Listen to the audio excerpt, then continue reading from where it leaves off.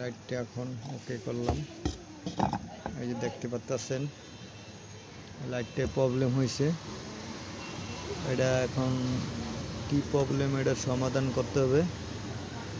এটা লাইটটা মনে হয় কাটতে গেছে।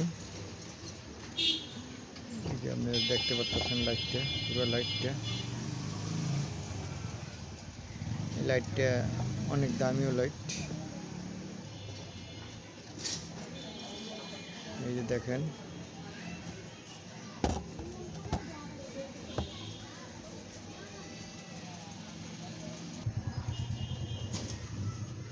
লাইটটার সমস্যা, জ্বলে না, যে কোনো জায়গায় শর্ট আছে। এই যে দেখেন লাইটটা শর্ট।